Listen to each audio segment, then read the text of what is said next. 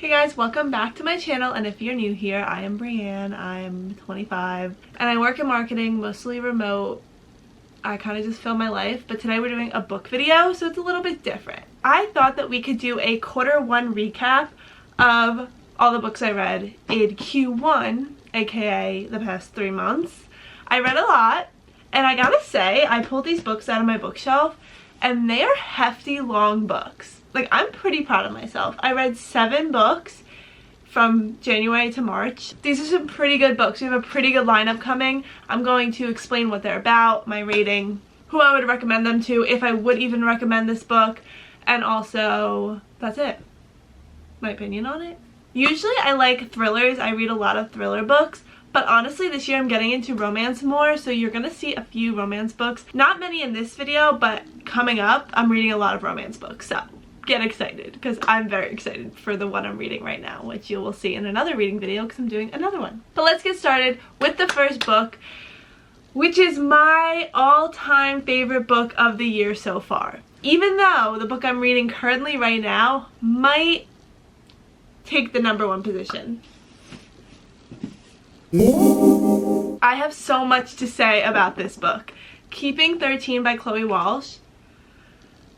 I literally could tear up thinking about it right now, because this book, like, I can't even explain to you how this book made me feel. First off, let's explain what it's about and what this book even is. This book is the second book of the Boys of Tommen series, and if you know anything, if you're on booktok, booktube, bookstagram, whatever, you know the Boys of Tommen series, and you know that there is a hype behind it. Well, after reading this book, I understood the hype behind the series, because book 1 I liked. I think I rated it like 4 stars. I liked it, I enjoyed it, but it took me a really long time to read. This one did too, because it was like almost 700 pages, but this book, could not put it down. By like, honestly, the whole entire book, I could not put this book down. This put me in a whirlwind of emotions. Honestly, this is a great book to start off this video, because I can't even explain to you the amount of emotions that I went through reading this book. Basically, let me tell you what it's about. Johnny and Shannon are the first couple of this series. They are like the couple of the series. Well, not really in my opinion, but we can get to that once I'm done with the series. This is the second book. This is the last book of the 2 of them. The first book is about, like, you know, the beginning of them. This is continuing their story. Shannon is going through a lot. If you read the first book, you know what Shannon is going through. Johnny's also going through something that they talk about in the first book. He's a rugby player. She's like this girl that doesn't play anything. She's just a girl from the school. The amount of struggles that goes on during this book, there's a lot of life-changing moments, tragedies, challenges. This is a big trigger warning, I will say. There's a lot of scenes in this book that actually made me it was a lot. It really brought me through it. It honestly made you feel like you were in the place with them as this was happening, and it's a lot to go through with them. I know it's like crazy because it's fictional, but like, you'll understand it when you read it. You'll also understand more if you read the first one and you're debating if you should read the second one. 100% you should read the second one, because this is way better than the first, and I will stand that ground. Keeping 13 is better than Binding 13. Also, if you haven't started the series yet and you're a little skeptical because of the size of these fucking books, I say do it. If you're thinking about starting the series, give the first 2 books a chance, because I feel like you're gonna want to keep reading it. You're gonna want to keep reading it. I rated this a 5-star. I'm so happy that my first book this year was a 5-star read. This one, amazing. Oh wait, this is the first book I read. Oh no, it's not. Oh my god, I am so out of order. I'm so out of order. Wait, what? But at least we started with a 5-star read. So this is actually the 3rd book I read this year. This was the first book I read this year. The Brothers Hawthorne by Jennifer Lynn Barnes. This is the 4th book of the series. I really enjoyed the first 2 books, but now I feel like I just have to finish the series. I don't know why. Also, this book does not have to be this big. This book was almost 500 pages. There was no reason for it to be this long. Basically, this book is about Grayson and Jameson only. Well, all of the characters are in it, but Grayson and Jameson are like the main characters in the book, and they both have 2 challenges to go through. If you haven't read the series yet, maybe skip over just a few minutes to this mark, because I'm gonna explain like what this book specifically is about. If you don't care and you don't want to read the other books, you don't actually need to read those books to read this one. But if you are gonna read the series, don't listen to this because it does ruin some parts of the first few books. Basically, Grayson has half-sisters that he just found out about, and like he has to kind of help them with certain things. If you read the first few books, you know what that's all about. And then Jameson found out who his father was and then has to go through this challenge that the father asked him to do, and it goes like that. I liked it. I rated it 3 stars. Oh, 4 stars? But I don't really remember. Honestly, the books that I've read this year, I would go back and say that this was a 3-star because it didn't compete with what I read this year. But I guess I rated it 4 stars. I did rate the first 2, I'm pretty sure 5 stars, so if that says anything. But if you want to just finish the series, you can. This kind of reminds me of Glass Onion, the Glass Onion series. The first few books definitely reminded me of the Glass Onion. This book doesn't compete though with the others, I will say that. I'll let you know about the other 2 that I might read. The next book that I read this year was actually my first book club book. Again, a big book, a long book. That's the theme of this year, is long books. I think this book was almost 500 pages. The God of the Woods by Liz Moore. I rated this one a 3 stars. I will say I feel like I read this pretty quickly. It was not a bad read, but it wasn't a good read, if that makes sense. Why is my Outlook going off? It's taken place in multiple time periods. It has like a little timeline at the top taking you from the 1950s all the way to 1975. So this is taking place in August of the 1975. Am I kidding? This is taking place in 1975, but it goes back and forth between years and time periods. It's taking place at a summer camp that's ran by 2 families.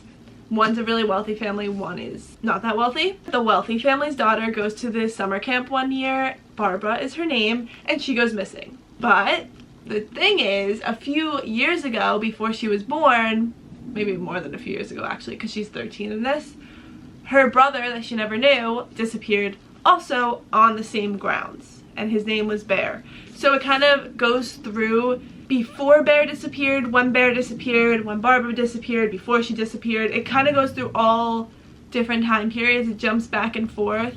It's kind of hard to catch on in the beginning, but that's why they have the timeline, thank God, because I would have no idea what timeline we were in. And it really explains every single character in this book. You know everything, well, a lot, about every character in this book. Some of the characters you didn't really need to know about them. Like when my book club and I got together and like talked about it, we were like, well, I had some strong opinions about this book, I will say. But I feel like a lot of it was just not needed in this book. But it is a good read. It's a historical fiction, and I'm not really into historical fiction. I want to start getting into it because I feel like I need to like expand my knowledge in reading, and I only read fiction, so I might as well read something that's historical to like, you know, teach me something. I don't know. But if you like historical fiction, if you like a mystery, this is a good book because you have to figure out what happened to Barbara. Also, no one knows what happened to Bear. He just disappeared. They never found him. They don't know anything. So it goes through 2 mysteries that are kind of involved, not involved. You just gotta have to figure it out. So I rated this a 3 star. Anyway, after that I read Keeping 13. I don't know why I thought Keeping 13 was #1, but whatever. I already ranted about it for almost 10 minutes, so I'm not getting into it again. After I read Keeping 13, I had to read our other book for book club. The next one was Black Cake by Charmaine Wilkinson. I rated this also a 3 star. It's a drama mystery type book, and it's a really short book, so I like that because I did read Keeping 13 right before this, and that was obviously a really long book. It's about this mother named Eleanor Bennett, and she has 2 kids, Benny and Byron. Byron's like this, he's not really like an influencer, but he kind of like does content creation for like science or something like that. Benny is the daughter who hasn't talked to her family in years. This is the first time she comes back after her mother Eleanor dies. And Eleanor tells her kids that they need to share this black cake together, hence the name of the book, when the time is right. And they're like, how the hell are we supposed to know when the time is right? Basically, Eleanor left them a DVD or a movie or a video of basically her just sitting there telling her kids things that they have never known about their mother. and they're just learning all this stuff about their mother that just passed away, and they're like, what the hell? And it just kind of goes through that. It goes through different time periods, different cultures. It's taking place in different countries all over the world. It is really interesting to learn about, but it just wasn't my cup of tea. I don't know. It's like more complex of a book, and again, I'm not that complex when it comes to books. Like, I just love like a quick, good read. This was a quick read, but very complex. You had to think, you had to like, I don't know. It was interesting in some parts when you find out certain things about the mom and you're like, what the hell? That's pretty much it. I don't know what else to say about it. It is a Hulu show, so you could watch it. I think it's out already. But yeah, it's got good reviews. It's not a bad book, but it just was not a cup of tea for me. The next book is also a short book, and it's Normal People by Sally Rooney. Very short, not even 300 pages. I rated this a 4-star. Honestly, I only read this because I heard that it was similar to the Boys of Tommen series, but they're older in this book, which made it a little bit better. And also I knew it was a good show to watch, so I wanted to watch the show. I still haven't watched the show, but it's basically about two friends, Connell, and Marianne. Connell is like a really popular kid in school. It first starts in high school. He's really popular. Marianne is like not at all. Like, people don't like her. They think she smells. They just bully her. She just has no friends in high school, but she's like really wealthy. Then in school, they don't talk to each other. They don't like each other. They don't look at each other. But outside of school, there's kind of a connection building between them, and it kind of just goes through their relationship, but not like a relationship meaning like a boyfriend-girlfriend, more of just like the relationship between them. Like, are they friends? Are they hooking up? Are they doing this? It's just like goes through that. They end up going to the same college together, and it continues their life story with each other, without each other. It just kind of goes through that. It was good. Like, it didn't wow me as much as I thought it was gonna wow me, but I did notice, and then I found out this after I read the book, that Sally Rooney, she doesn't do quotations when someone's talking, and it's very confusing. It was very hard to get used to that in the beginning of this book. It is a good book. A lot of people like it. I think it's, you either like it or you hate it. I guess I liked it. I didn't hate it, so I liked it. But I have to watch the show. I feel like I'll probably like the show more just because it's an Irish, like they're Irish, and I just love an Irish accent. So I feel like I'll probably like the show more. But yeah, nothing more to say about this book. Give it a try. It's a quick read. I read it in like 3 days, so if you want a quick read, you want to just try it, definitely try it. The next book was another book club read, and it was Listen for the Lie by Amy Tintera. I saw this all over Goodreads, and I was so excited to read this book. I rated this a 5-star. Crazy, right? 2 5-stars out of 7 books I read this year is nuts. Okay, so first off, there's 2 friends, Savvy and Lucy. One day, Lucy's walking down the street covered in Savvy's blood. They find Savvy dead, and now they all think that she's a murderer, but they have no way of proving that other than that the blood was on her, but they couldn't find the weapon, so there was nothing to plant her as the murderer until a few years later, she gets a call from her grandma to come back to the town that she hasn't been to in forever. And there is a guy named Ben Owens who has a podcast called Listen for the Lie, and he basically tries to solve unsolved crimes. And he's just working with her to figure out if she did it or not.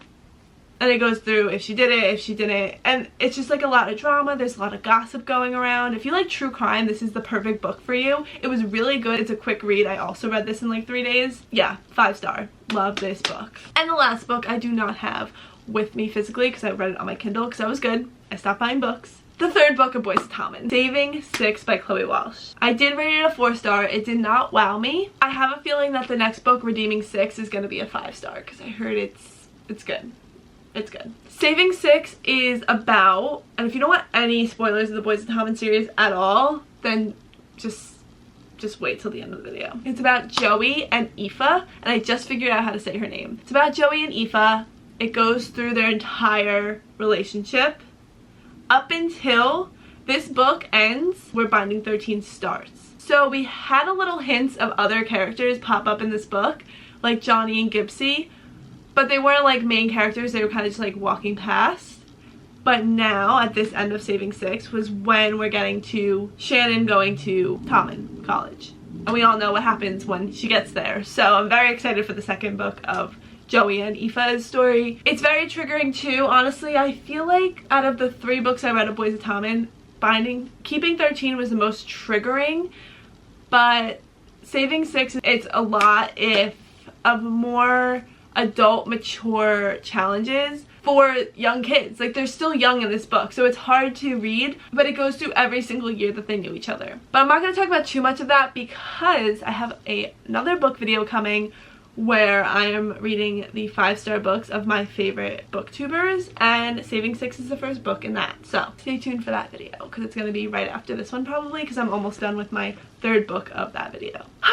I talked a lot. My voice is hoarse now. Sorry I went on a tangent about Chloe Walsh's books for half this video, but I just love it.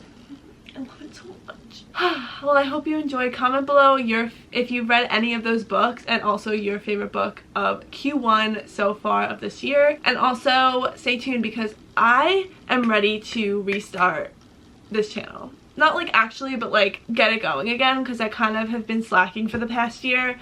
But we're restarting this year, meaning in June, because that's when I moved, so we're like restarting it again. But other than that, thank you for watching. Don't forget to follow me on Instagram and TikTok. I have no idea if TikTok is leaving us or we're keeping it, I don't know, but just follow me there, alright? And don't forget to subscribe and do all of those fun things. Yeah, I don't have much else to say. Okay, see you guys next video. Bye!